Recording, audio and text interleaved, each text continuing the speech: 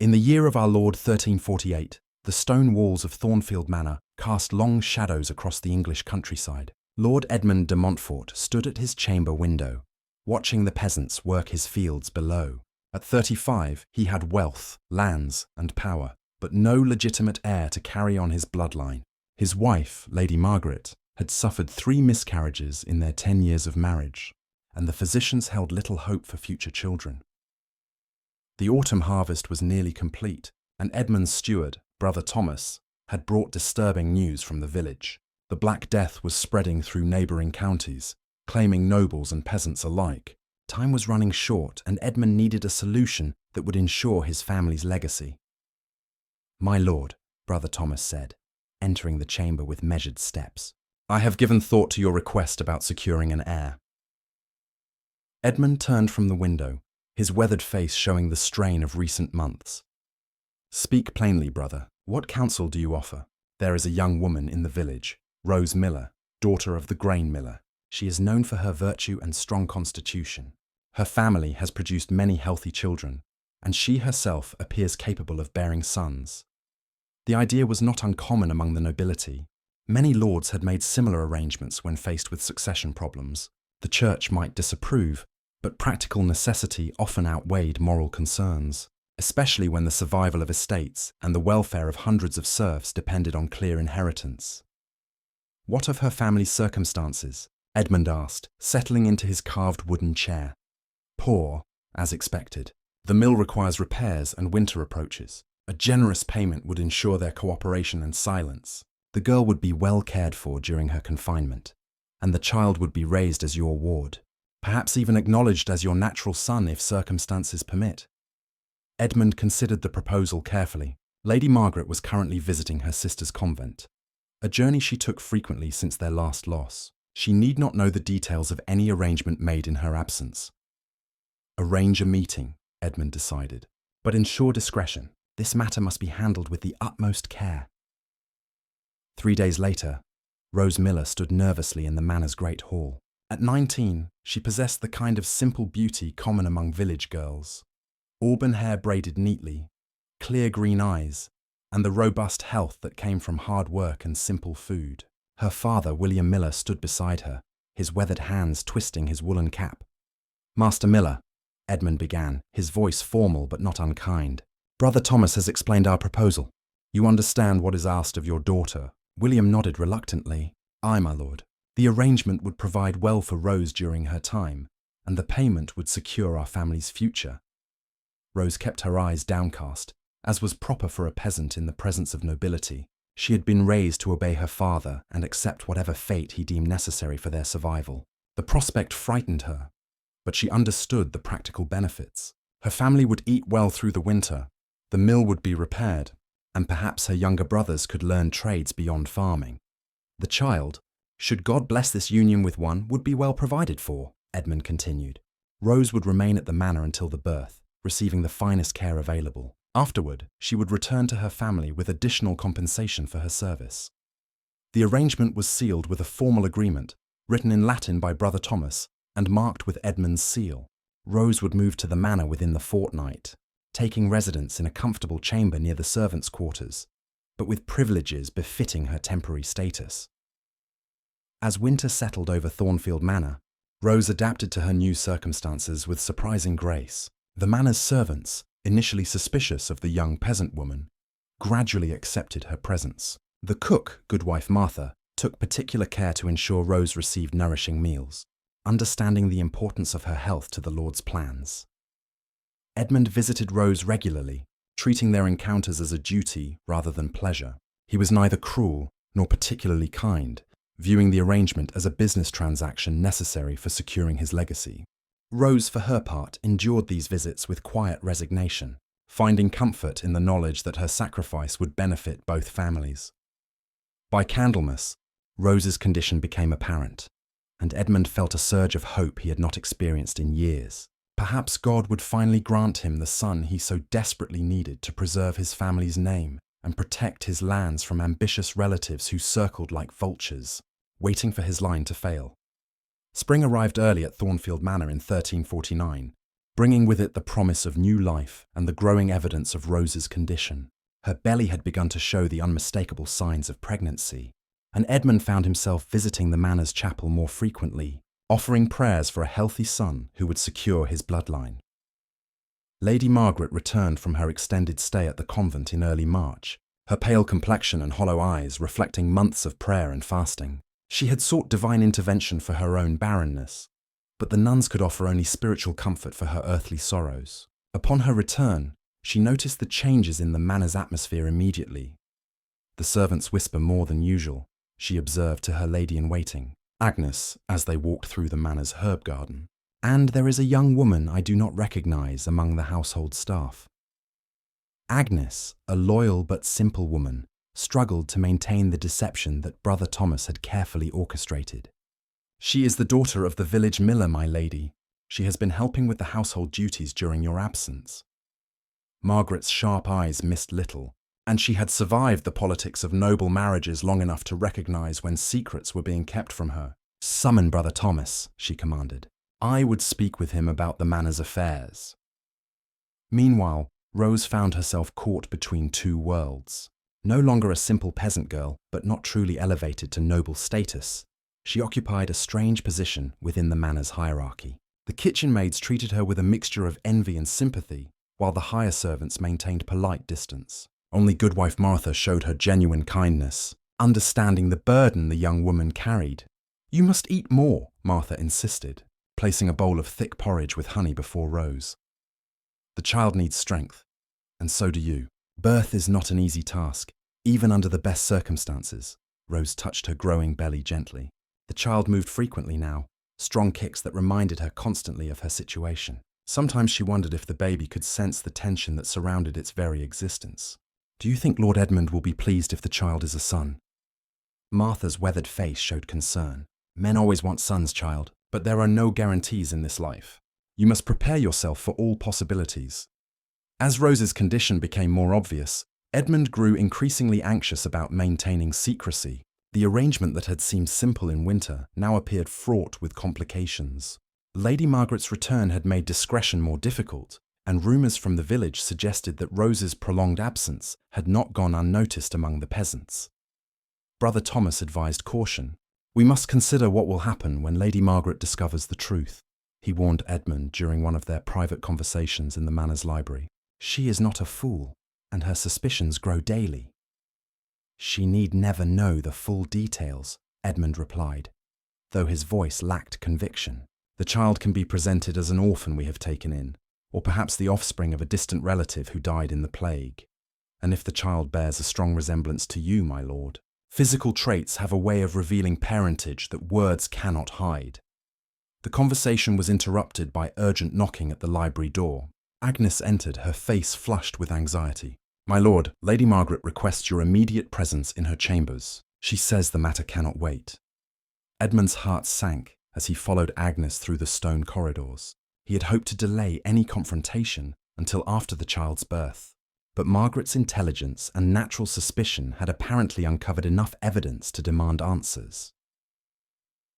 Lady Margaret stood by her chamber window, her back straight and her hands clasped tightly. Without turning, she spoke in a voice that carried both hurt and accusation. How long did you think you could hide a pregnant woman in our own household, Edmund? The question hung in the air like smoke from a dying fire. Edmund had prepared various explanations, but faced with his wife's direct confrontation, the words seemed inadequate and dishonest.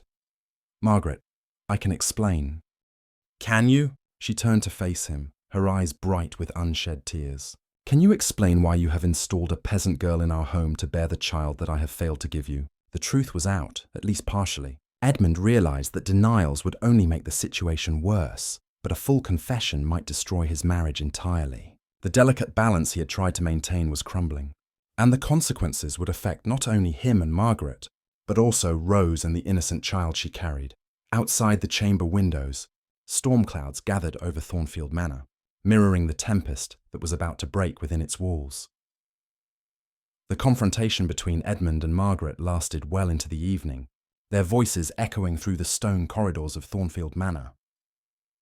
Servants quickly learned to avoid the area near Lady Margaret's chambers, while Rose remained confined to her quarters, sensing the storm that her presence had unleashed. 20 years of marriage, Edmund. Margaret's voice carried a mixture of pain and anger that penetrated the thick oak doors. 20 years of sharing your bed, your table, your name, and this is how you secure our future, by purchasing an heir from a peasant girl. Edmund stood before his wife, his usual confidence shaken by her raw emotion. You know as well as I that our line faces extinction. The plague spreads closer each month, and our enemies wait for any sign of weakness. What choice did I have? You had the choice to trust in God's will, or at least to discuss such matters with your wife before acting like a merchant purchasing cattle. Margaret moved to her writing desk, her hands trembling as she touched the prayer book she had brought from the convent. Do you think so little of me that you believed I would not discover your scheme? The argument continued through several hours, touching on their childless years, the pressure from Edmund's relatives, and the practical necessities of maintaining their holdings in uncertain times. Finally, exhaustion brought them to an uneasy truce. Margaret agreed not to expel Rose from the manor immediately, recognizing that such action might harm both mother and child. Edmund, for his part, acknowledged his wife's right to know about matters affecting their household. The following weeks brought an uncomfortable new dynamic to the manor. Lady Margaret insisted on meeting Rose personally, a conversation that both women approached with considerable anxiety. They met in the manor's small chapel, neutral ground that seemed appropriate for such a delicate encounter. You are younger than I expected, Margaret observed, studying Rose's face with keen attention. And prettier. I suppose that should not surprise me. Rose kept her eyes downcast, following the protocols of addressing nobility. My lady, I meant no disrespect to you or your household. My family's circumstances left me with little choice in this matter. Look at me, child. Margaret's voice carried authority, but not unkindness. I would see the face of the woman who carries what may be my husband's heir. When Rose raised her eyes, Margaret was struck by the genuine fear and sadness she saw there. This was not a scheming peasant seeking to rise above her station, but a frightened young woman caught in circumstances beyond her control.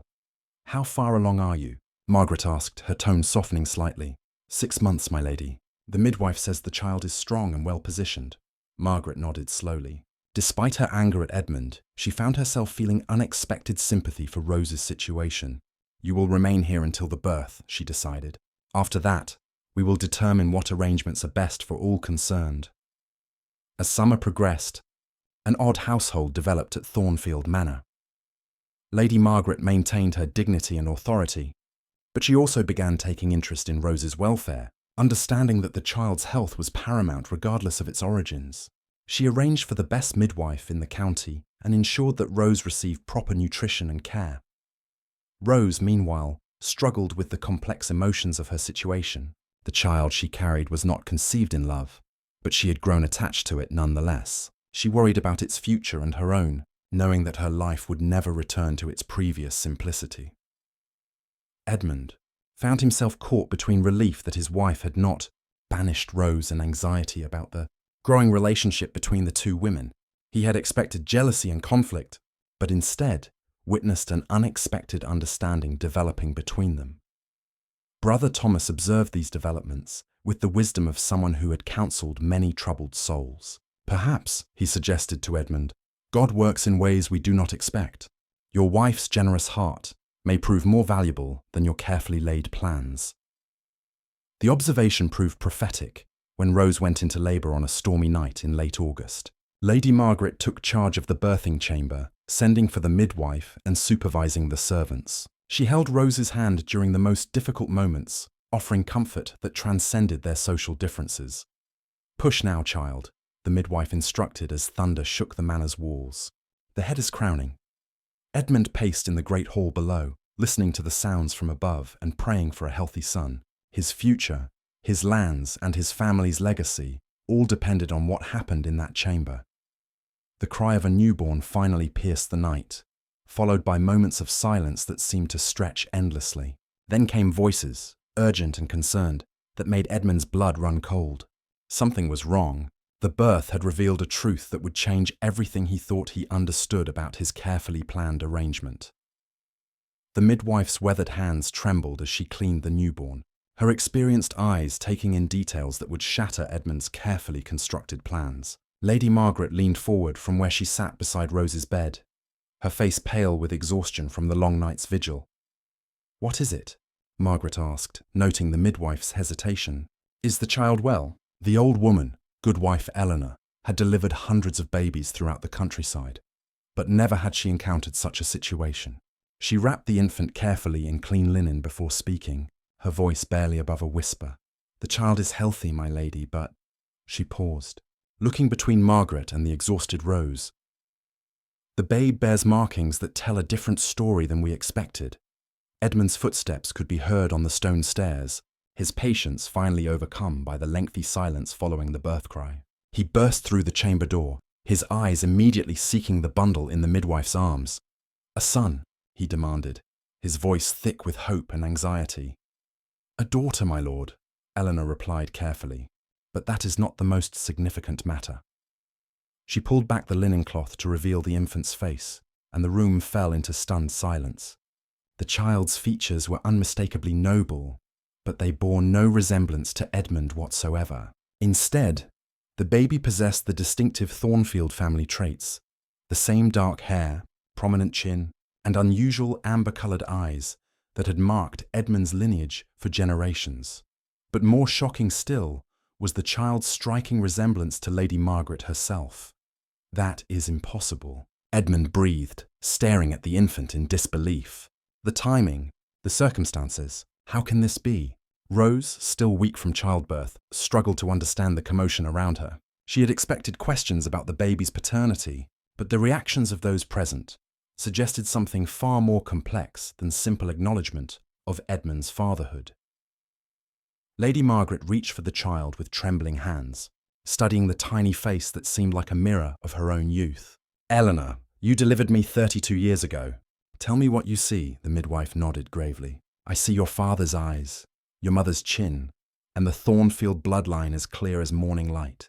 This child carries noble blood, but not from Lord Edmund." The implications of this revelation struck everyone present like a physical blow. If the child bore Thornfield features but was not Edmund's offspring, there was only one possible explanation, one that challenged everything they thought they knew about Rose's background and parentage. "Rose," Margaret said gently, still holding the infant, "tell me about your mother. What do you know of your birth?" Rose's green eyes filled with confusion and fear. "My mother died when I was very young, my lady. My father raised me at the mill. I know little of her family or origins." "What was her name?" Edmund asked, his voice sharp with growing realization. "Elena, my lord. Elena Miller, though father sometimes called her by another name when he thought I was not listening." Margaret and Edmund exchanged meaningful glances. Eleanor had been Margaret's younger sister, who had disappeared from the manor 20 years earlier under mysterious circumstances. The family had assumed she had died during one of the harsh winters, but now another possibility presented itself. "Your father," Margaret continued carefully, "does he bear any resemblance to you?" Rose considered the question, her exhausted mind struggling to understand its significance. "People have often said I favour my mother more than him. He is fair-haired and short, while I am dark-haired with green eyes, like the Thornfield women," Margaret finished softly. The truth was becoming undeniable. Rose was not merely a peasant girl hired to bear Edmund's child. She was Margaret's own niece, the daughter of the sister who had vanished from noble society to live as a miller's wife. The child she had just delivered was not Edmund's heir, but rather the product of a relationship that had occurred within the Thornfield bloodline itself. "This changes everything," Edmund said, sinking into a chair as the full weight of the situation settled upon him. He had paid a peasant woman to bear his child, only to discover that she was actually his wife's niece, and the infant possessed the very noble blood he had sought to secure through artificial means. Rose listened to these revelations with growing amazement and fear. Her entire understanding of her identity was crumbling, replaced by a heritage she had never imagined. The child in Margaret's arms was not just a nobleman's bastard, but a legitimate member of one of England's oldest families. "What does this mean for all of us?" Rose whispered, her voice barely audible above the storm that still raged outside the manor walls. The question hung in the air like incense in the chapel, heavy with implications that would reshape all their lives in ways none of them could yet fully comprehend. The days following, the birth brought a whirlwind of revelations and decisions that would reshape the lives of everyone at Thornfield Manor. "Brother," Thomas worked tirelessly to verify the truth about Rose's parentage, sending discreet inquiries to neighbouring monasteries and examining old records that might confirm Elena Thornfield's disappearance 20 years earlier. Meanwhile, Edmund faced the bitter irony of his situation. In seeking to secure his bloodline through careful planning, he had unknowingly brought his wife's own blood back into their household. The child he had hoped would be his heir was instead his wife's grandniece, carrying the Thornfield name through entirely legitimate means. The church records from St. Bartholomew's confirm it, Brother Thomas reported during a private meeting in Edmund's study. Lady Elena Thornfield was married to William Miller in the winter of 1329, shortly after her disappearance from the manor. The marriage was conducted quietly, but it was legitimate and blessed by the church. Edmund stared out at the autumn fields, processing this information. So Rose is not a peasant girl at all, but my wife's niece. Her child carries noble blood by birth, not by my arrangement. Indeed, my lord, and there is more. Brother Thomas hesitated before continuing. The timing of Rose's conception suggests that the father may indeed be someone of noble birth, though not yourself. The child's features support this possibility. The identity of the true father remained a mystery that would likely never be fully resolved. Rose herself seemed genuinely unaware of any encounter that might have led to her condition before arriving at the manor. Some whispered of chance meetings during market days or harvest festivals, while others suggested more complex explanations. But the truth mattered less than the reality of the child's noble heritage. Lady Margaret had taken charge of the situation with the practical wisdom that had served her well throughout her marriage. She insisted that Rose be moved to more appropriate quarters and provided with the education befitting her true station. The young woman, still recovering from childbirth and struggling to understand her changed circumstances, found herself being taught to read Latin and proper etiquette. "You are a Thornfield by blood," Margaret explained during one of their daily lessons. "Your daughter will be raised with the advantages that heritage provides, but first you must learn to conduct yourself appropriately." Rose accepted these changes with the same quiet resilience that had carried her through her months at the manor. The peasant girl who had arrived in winter was gradually transforming into a young noblewoman, guided by an aunt she had never known existed. The infant, named Elena in honour of her grandmother, thrived under the care of the manor's best nurses. Her noble features became more pronounced with each passing week, and her bright amber eyes seemed to take in everything around her with unusual intelligence. As for Edmund, he found himself in the peculiar position of having achieved his goal through entirely unexpected means. While Elena was not his biological heir, her Thornfield blood made her a legitimate part of the family legacy. Margaret suggested that they could formally adopt the child, giving her full legal status as their heir. "God works in mysterious ways," Brother Thomas observed during his final conversation with Edmund about the matter. "You sought to buy an heir, but instead discovered a family member who was already entitled to inheritance by blood." The arrangement with Rose's adoptive father, William Miller, was quietly dissolved. He was allowed to keep the initial payment in recognition of his years of caring for Rose, and he was granted a larger plot of land to expand his mill operations. The man who had raised Rose as his daughter accepted her elevation to nobility with the pragmatic understanding of someone who had always known she was different from his other children. By Christmas of 1349, Thornfield Manor had settled into its new reality. Rose had adapted to her noble status with surprising grace, her natural intelligence and kind heart serving her well in her elevated position. She remained unmarried for the time being, but several suitable matches had already been suggested by neighbouring families who recognised the value of alliance with the Thornfield line. Lady Margaret found unexpected joy in serving as both aunt and mentor to Rose, and as grandmother to little Elena. The child who had begun as a source of potential conflict had instead brought new life and purpose to a household that had been marked by loss and disappointment. Edmund, though initially disappointed that his careful plans had been unnecessary, came to appreciate the ironic justice of the situation. He had sought to preserve his family's bloodline and had succeeded beyond his wildest expectations, discovering that the bloodline had never been in as much danger as he had feared. As winter settled over the English countryside, the three adults worked together to secure Elena's future, ensuring that she would grow up with full knowledge of her heritage and the responsibilities that came with noble birth. The shocking truth that had emerged on the night of her birth had transformed from a crisis into an unexpected blessing, proving that sometimes the most carefully laid plans pale in comparison to the surprising workings of fate and family bonds that transcend social boundaries. The Thornfield legacy would continue, not through artificial arrangement, but through the natural strength of blood ties that had endured despite 20 years of separation and misunderstanding.